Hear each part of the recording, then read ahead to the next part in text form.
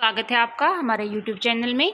दोस्तों, जैसा कि आप सबको हमारी कल वीडियो में भी हमने आपको बताया था कि मेजर जनरल सतवीर सिंह की तरफ से एक लेटर है जो वो रक्षा मंत्रालय को, रक्षा मंत्री श्री राजनाथ सिंह को लिखा गया है। वो लेटर भी हमने आपको दिखाया था। तो इसके बाद दोस्तों एक जो बड़ी खबर निकल कर सामने आई है वो यह है कि मेजर जनरल सतवीर सिंह ने अपने ट्विटर हैंडल पर एक नोटिस की जो कॉपी है वो अटैच की है। वो किस बारे में है, उसके अंदर उन्होंने क्या बताया है, वो सारी बातें हम डिटेल से आपको इस वीडियो में बताएंगे। तो जल्दी से वीडियो से जुड़ जाइए और अभी तक अगर चैनल को सब्सक्राइब नहीं किया है तो जल्दी जल्दी चैनल को सब्सक्राइब कीजिए, बेल आइकन को प्रेस कीजिए। तो चलिए जल्दी से बढ़ते हैं अपनी वीडियो में आगे और आपको लेकर चलते हैं अपनी स्क्रीन के ऊपर।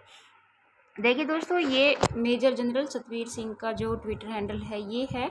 इसके अंदर देखिए जो ये इन्होंने ट्वीट किया है ये किस रिगार्डिंग किया है, ये देखिए। Government of India letter dated 17 जनवरी 2013, यानी कि ये 17 जनवरी 2013 का जो लेटर है किसके बारे में है। Pensions of JCO OR are to be calculated at notional maximum of the scale rank and group. इसके अंदर ये बताया गया है इस नोटिस के अंदर कि जो पेंशन की कैलकुलेशन होगी ना वो स्केल रैंक और ग्रुप का जो नोशनल मैक्सिमम होगा उसके बेस पे होगी। How is it that white government of India letter dated 7 नवंबर 2015, साथ के साथ जो 7 नवंबर 2015 का जो लेटर है उसको भी बताया है pension have been calculated at mean of maximum and minimum.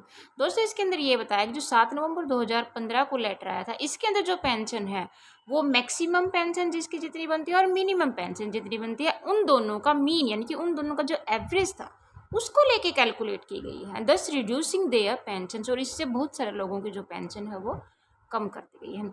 ये इस नोटिस के अंदर दोनों नोटिस मतलब कि इनके अंदर इन्होंने दिखाए हैं और बताया है कि 2013 का जो लेटर था उसके अकॉर्डिंग मैक्सिमम जो स्केल थी रैंक के अकॉर्डिंग जो पेंशन बनती थी वो करनी चाहिए थी, लेकिन सरकार ने 2015 7 नवंबर 2015 को जो लेटर आया उसके अंदर उस पेंशन का जो एवरेज था एवरेज फॉर्मूले पे पेंशन कैलकुलेट की थी। तो चलिए अब हम आपको थोड़ा सा दिखाते हैं इस लेटर के अंदर कि इस लेटर के अंदर क्या है।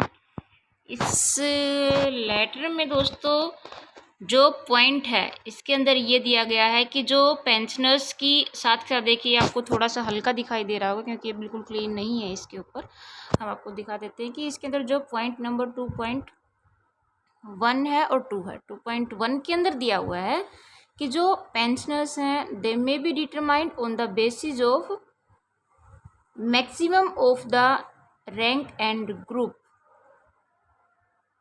जी हाँ, तो इसके अंदर ये बोला गया है कि जो पेंशन है जो स्केल और ग्रुप के मैक्सिमम के हिसाब से निकाली जाएगी और जो पेंशन बनेगी वो पेंशन जो वो पेएबल होगी, वो पेंशन दी जाएगी। लेकिन जो ये वाला लेटर है इसकी अगर हम बात करें तो ये वाला लेटर है नवंबर 2015 का। तो दोस्तों इस लेटर के अंदर क्या है, 1 मिनट हम इसको थोड़ा सा रोटेट करने की कोशिश करते हैं कि अगर होता है तो दोस्तों इस लेटर के अंदर आपका बताया हुआ है कि जो आपकी पेंशन है पेंशनर्स की, सेकंड पॉइंट इसके अंदर है कि जो इस पैराग्राफ के अंदर है कि जो पेंशन है वो एवरेज फॉर्मूले के ऊपर बेस्ड निकाली जाएगी। साथ के साथ इसमें एक बात और भी बताई थी हमने भी पिछले अपनी वीडियोस में बताया है कि साथ में एक ये भी बात आती है कि अगर किसी की जो पेंशन है वो कम बन रही है वैसे एवरेज के हिसाब से तो उसकी जो मैक्सिमम वाली पेंशन है वो कैलकुलेट की जाएगी, ऐसा दिया हुआ था।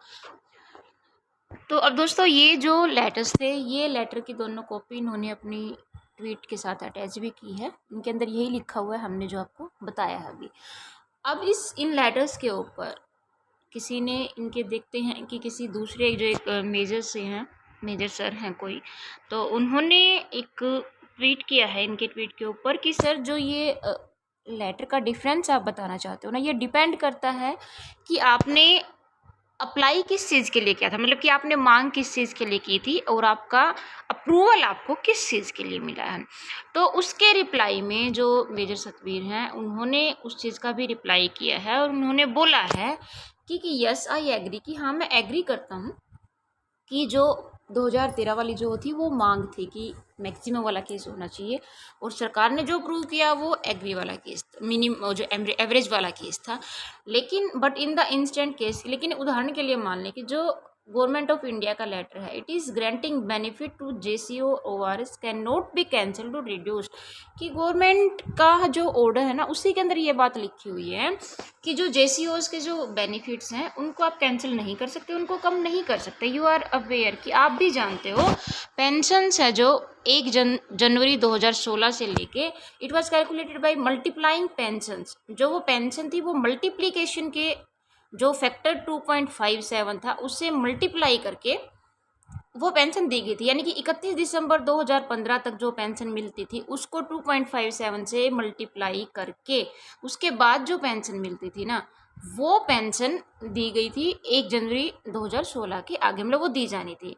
पेंशन्स एज ऑन 31 दिसंबर 2015 के अंदर जो पेंशन थी उसके लिए जो बेस ईयर था वो था 2013 वाला। यानी कि कहने का मतलब ये है कि वो बात तो एक अलग चीज़ है, वो हम मान गए कि भी अप्रूवल था जो एवरेज का मिला था, लेकिन हर बार क्या होता है कि कोई ना कोई ऐसा फॉर्मूला होता है, जैसे कि 31 दिसंबर 2015 को जो मतलब कि एक तरीके से जो मॉडिफिकेशन हुआ था उसके लिए जो बेस ईयर 2013 था उसको मान के पेंशन बढ़ाई गई थी। साथ के साथ जो 2015 तक जो पेंशन मिलती थी 31 दिसंबर 2015 तक, उसको 2.57 से मल्टीप्लाई करके जो पेंशन बनती थी वो पेंशन उसको मतलब कि रिवाइज किया गया था 1 जनवरी 2016 के अंदर।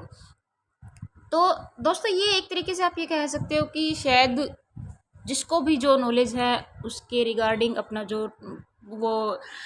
जो रिप्लाई है वो कर रही हैं। तो इसको देख के देखो थोड़ा सा एक माइंड में ये चीज़ आती है कि 1 रैंक 1 पेंशन का जो मामला है ये आखिर कब तक सुलझता हुआ नजर आएगा। अब जो मेन चीज़ है वो टिकी हुई है OROP की जो 16 सितंबर की डेट है।